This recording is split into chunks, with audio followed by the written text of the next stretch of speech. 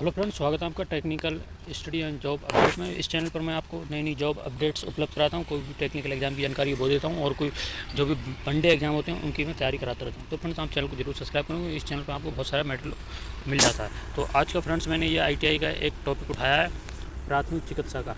क्योंकि फ्रेंड्स अभी फ्रेंड्स जल्द ही ALP का एग्ज़ाम होने वाला है। तो ऐसे ही क्वेश्चंस आते हैं CITS एग्ज़ाम, टेक्निकल एग्ज़ाम में इन्हीं से संबंधित क्वेश्चन आते हैं, सेफ्टी संबंधित, फर्स्ट एड से संबंधित। ऐसे ही छोटे छोटे टॉपिक मैं आपको देता रहूँगा।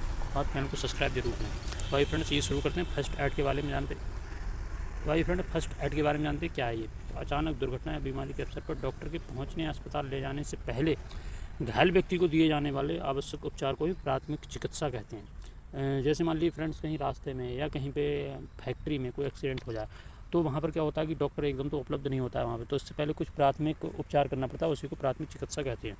वर्कशॉप में कार्य करने वाले कर्मचारियों को मूल प्राथमिक उपचार का उचित प्रशिक्षण देना जरूरी होता है ताकि पीड़ित व्यक्ति को आसानी से बचाया जा सके। इसके लिए निम्नलिखित जानकारी का होना आवश्यक है। ठीक है, अगर किसी व्यक्ति को अच्छी जानकारी है तो वो अच्छा ट्रीटमेंट दे सकता है। आगे फ्रेंड्स बात करूँगा चिकित्सा बॉक्स की। प्राथमिक चिकित्सा बॉक्स में क्या क्या होता है और कैसा होता है। ये प्राथमिक चिकित्सा बॉक्स पर लाल रंग का निशान प्लस का बना होता है और इसका आकार कुछ इस प्रकार का होता है। तो इसमें आप देख रहे हैं ये प्लस का इसमें निशान बना हो, फर्स्ट एड के डिस्क पे लिखा हुआ। तो इस तरह का ये फर्स्ट एड बॉक्स होता है। ठीक है फ्रेंड्स। और फ्रेंड्स, हम जानेंगे प्राथमिक चिकित्सा जो बॉक्स होता है उसमें क्या क्या मटेरियल हो सकता है। तो इसमें एक्री फ्लेविनीसा मर्क्यूरोक्रोम होता है, स्प्रेड अमोनियम होता है, डिटॉल होता है, टिंचर आयोडीन, बर्नॉल। ठीक है बट इस तरह इसमें ये इतने सामान लिखे हुए हैं। इसमें सब होते हैं सूंघने का नमक, दवा युक्त प्लास्टर, रुई, गांठ, जाली वाला कपड़ा जो हम चोट पर बांधते हैं, कैंची, चाकू, सेफ्टी पिन, तिकोनी व गोल पट्टी, दवा पिलाने का गिलास, ड्रॉपर। तो इस तरह से इसमें बहुत सारा सामान होता है इसमें। ठीक है फ्रेंड्स। लाइफ स्पोर्ट से संबंधित, तो ऐसे व्यक्ति को जिन्हें प्राथमिक उपचार दिए जाते हैं उन्हें चिकित्सक बेसिक लाइफ स्पोर्ट कहते हैं। बेसिक लाइफ स्पोर्ट में 3 क्रियाएं जिन्हें अंग्रेजी के प्रथम 3 अक्षरों ABC से दर्शाया जाता है। ए का मतलब होता है A फॉर एयरवे। इसके अंतर्गत ये सुनिश्चित किया जाता है कि पीड़ित व्यक्ति की वायु मार्ग, जीभ, शराब या किसी बाहरी कारण बंद तो नहीं है। आगे फ्रेंड B की बात करूँगा तो B फॉर ब्रीथिंग होता है। इसके अंतर्गत ये सुनिश्चित किया जाता है कि पीड़ित व्यक्ति श्वास ले रहा है अथवा नहीं। यदि नहीं तो उसे कृत्रिम श्वास दिया जाता है। ठीक है फ्रेंड्स। आगे बात करूँगा C की। तो C से क्या होता है, इसमें C फॉर सर्कुलेशन। इसके अंतर्गत ये सुनिश्चित किया जाता है कि पीड़ित व्यक्ति की नब्ज चल रही है अथवा नहीं। यदि नब्ज नहीं चल रही तो कार्डियोलोरी रेसिस्टेशन CPR की व्यवस्था की जाती है। तो फ्रेंड्स बात करेंगे कृत्रिम श्वास विधि की। कृत्रिम श्वास हम किस प्रकार से दे सकते हैं किसी को गंभीर चोट है तो। यदि किसी व्यक्ति को सांस नहीं आ रही है तो उसे निम्नलिखित कृत्रिम विधियों द्वारा श्वास दी जाती है। सैफर विधि, सिल्वेस्टर विधि, लाबोर्ड विधि, कृत्रिम श्वसन यंत्र द्वारा।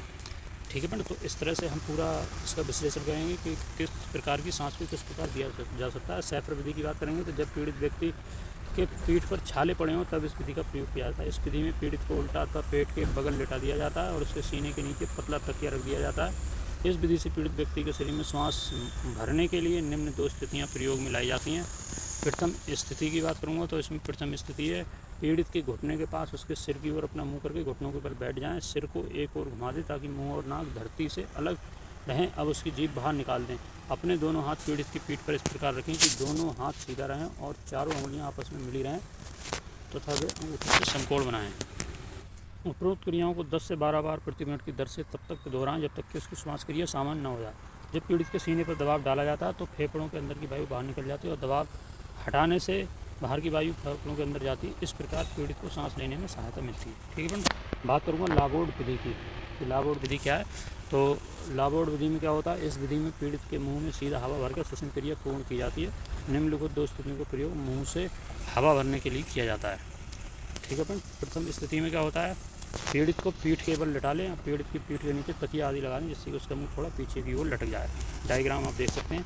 दूसरी स्थिति है, द्वितीय स्थिति में क्या है, पीड़ित का मुंह अच्छी तरह साफ कर लें। अब उसके खुले मुंह पर कपड़ा रखकर और एक हाथ से उसकी नाक बंद करके अपने उसके मुंह में बलपूर्वक झटके से हवा भरें।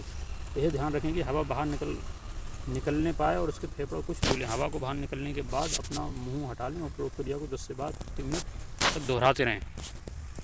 ठीक है फ्रेंड्स। और उसकी श्वास क्रिया सामान्य ना हो, बलपूर्वक झटके से हवा भरते हैं, पीड़ित के फेफड़े फूलते हैं और वायु अंदर आती है। मुंह हटा लेने पर अंदर की वायु बाहर निकल जाए। इस प्रकार पीड़ित को सांस लेने में सहायता मिलती है। तो इस प्रकार से ये विधि थोड़ा मैं फास्ट चलना पड़ रहा है मुझको क्योंकि नहीं तो बहुत लंबा टॉपिक हो जाएगा। ठीक ठीक है, मुँह से हवा भर रहा है। ठीक है फ्रेंड्स, आप देख सकते हैं डायग्राम में।